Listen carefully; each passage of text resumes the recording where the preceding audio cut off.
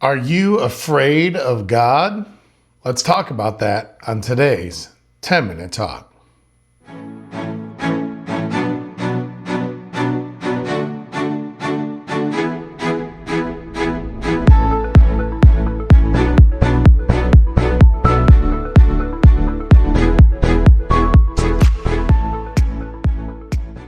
Hey everybody, and welcome to today's 10-Minute Talk. My name is Pastor Jay Wentworth. I happen to be the lead pastor here at Spirit Alive Church in Yakima, Washington. Please subscribe to this channel, share this link, comment, likes. We really appreciate any support we can get, but we're really just here to spread the word of God. That is our main goal. So if you get the word of God out of this, that is exactly what we are called to do. So, I remember when I first became a Christian and I heard the term fear of God. I heard that, in my head, I thought I'm supposed to be afraid of God. Now, I know a lot of people, even non-believers, are afraid of hell. They are afraid of punishment. They are afraid of consequence. They're afraid of guilt. They're afraid of these things that can be the result of not obeying God. But I was very perplexed and confused as to why it asked me to fear God, why the Bible asked me to fear God. Well, we need to put this in context because when these words are first spoken, when this thought happens, it's in Hebrew. And in Hebrew, there are two different words that mean fear. You see, English doesn't really contemplate match up with Hebrew that well a lot of times. So there's two Hebrew words. One is yirah and one is pahad. And yirah, let's start with pahad. Pahad is fear like we think of like a horror movie. It is to be scared. It is panic. It is terror. It is run away. This is really scary type of deal. But yirah, which is the term that is used in fear the Lord, okay, or Yirat Adonai, which Adonai is Lord. Yirat means Yirah, the fear. It means to stand in awe or reverence. It means something is so amazing that you're just kind of frozen. Something is so vast, so majestic, so awe-inspiring that you're just kind of stuck staring at it. And when you think of it that way, that's kind of what God is. He's so big, so eternal, so higher than we can understand that we can't help but gawk at him and stare and be in awe and reverence of his lordship. And just all the things he can do and the world he created and the miracles that occur and the relationships that are built and his son being sacrificed on the cross. It's just awe-inspiring. And that's exactly what is meant by fear of the Lord. But a lot of the world doesn't even believe in God. And so they wouldn't think he's awe-inspiring. And so what's the problem with that? Well, here's the problem with that. In Proverbs 1:7, it says, "The fear of the Lord is the beginning of knowledge, but fools despise wisdom and instruction." So the fear of the Lord being the beginning of knowledge. How are those connected? How is being in awe of the Lord beginning of knowledge? Well, if you're truly in awe of something, in reverence of something, in fear of something, yirah of something, then you're going to want to try to understand what that is. You're going to want to know so much more about it because it is so impressive that you just need to understand what is going on in front of your face.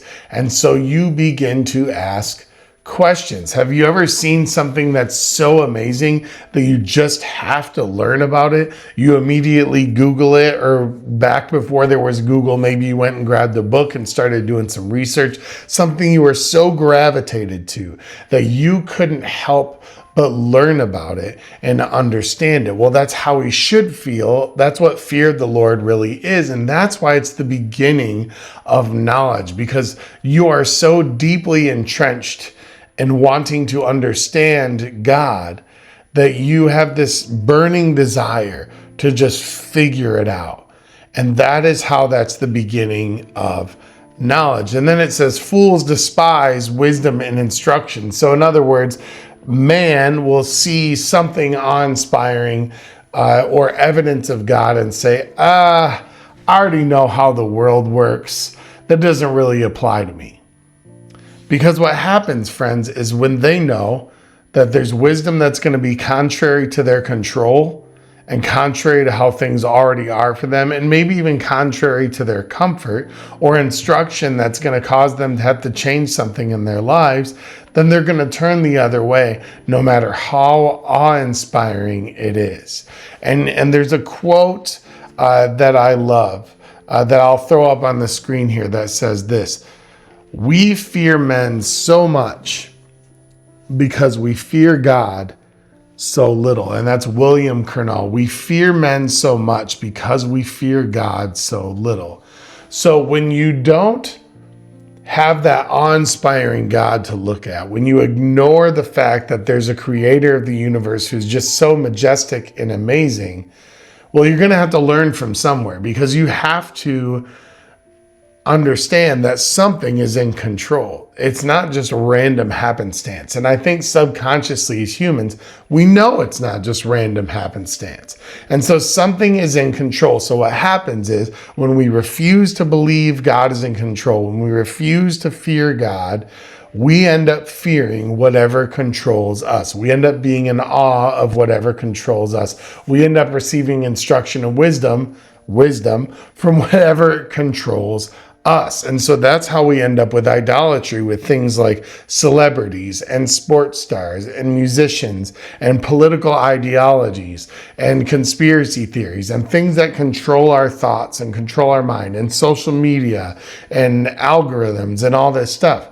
We don't say we fear those, but we stare at them for so long and we try to learn about them and figure them out. And we lift them up on a pedestal. Does this sound familiar? This is yara of the world. This is fear of the world, fear of man, because you have put man in God's place. Maybe it's yourself you've put in God's place. Maybe you are a narcissist. Maybe you are prideful. And so you are in awe of yourself, of everything you can do, or in awe of your control, or in awe of, well, anything in the world that you are in reverence of or that you worship. And we can say that we don't worship things that aren't God. But if you aren't in fear of God, then like the quote says, you're a fear of man and man's creations. And when you refuse to acknowledge God, you give yourself over to the control of the world. And then what happens is, because the world is sinful and broken, you end up being afraid of everything. And so you are in this panic mode. And what is reverence and awe of the world then turns into pahad, the panic, the trying to fill the void, the anxiety, the worry. And this friends, is how we turn in as Proverbs says, fools. Because we run from one thing to another, trying to fill our empty void, trying to fill our plates, simply because we refuse to be in reverence and awe and worship of God. We refuse to fear God and acknowledge that He is there. And so we are afraid of everything else. We are afraid of losing control. We are afraid that we are not good enough. And we are lost. And so we run from thing to thing to thing, trying to figure out why we can't figure it out. Because we have denied true wisdom and instruction, because we're afraid to lose control. And we are not in awe of God. We are not in fear of God. So what I'm telling you is, be afraid, in the good way, of God. Look at Him as He is, in His majesty, as the creator of the universe, and recognize that every time you dive in to learn about Him, you get a little bit more wisdom and instruction.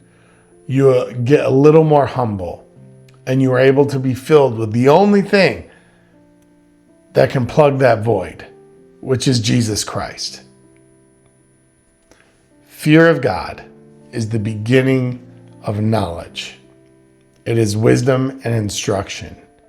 It is understanding that I have something bigger and someone bigger to take care of me and love me, and I don't have to do it myself. Love you guys. We'll talk to you soon. Have a great day. Bye-bye.